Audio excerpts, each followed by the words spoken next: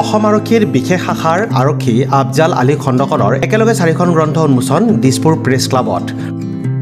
প্ৰকাশৰ লগে লগে চৰ্চাত আফজাল আলী খণ্ডকৰৰ মই বেৰিষ্টাৰ হ'ব খোজো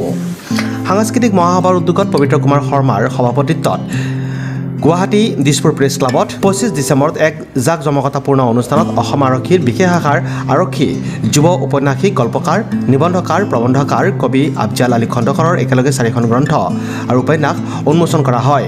উন্মোচনী অনুষ্ঠানত উপস্থিত থাকে সুলেখক তথা IPS বিষয়া সশস্ত্ৰ সীমা বলৰ মহাপৰিদৰ্শক আবু সুফিয়ান মানৱ দৰদী চিকিৎসক অভিনেতা পৰিচালক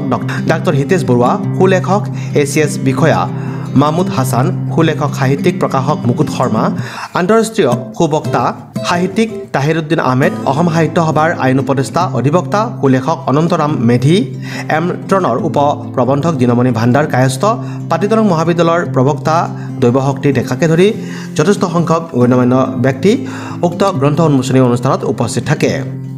আফজাল আলী খণ্ডকৰৰ মই বেৰিষ্টাৰ হ'ব খোজো এয়াই আছিল তোমাৰ প্ৰতিশ্ৰুতি হৃদয় নিগৰি ওলাল ইহত আৰু সিহত আৰু কাৰাগাৰৰ সুহুৰি এই 4খন গ্ৰন্থ উন্মোচন কৰা হয় দিছপুৰ প্ৰেছ ক্লাবত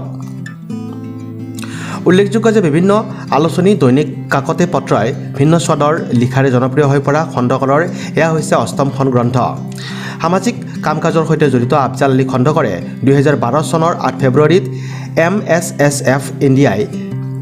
নাৰী দিৱসত ৰাষ্ট্ৰীয় গৌৰৱ বঁটা নৰ্থ ইষ্ট আৰ্টিষ্টিক টেলেণ্ট ক্লাবে সাহিত্য সূৰ্য বঁটা আৰু যোৱা 8 নৱেম্বৰ 2023ত অসমৰ মহামহিম ৰাজ্যপালৰ পৰা যুৱ প্ৰেৰণা বঁটা লাভ কৰিছিল আফজাল আলী খণ্ডকৰে এগৰাকী আৰক্ষীৰ একেদিনাই 4খন গ্ৰন্থ প্ৰকাশ হোৱাত সকলোৱে প্ৰশংসা কৰিছে টেক্স ৰিপৰ্ট নিউজ এক্সপ্ৰেছ অসম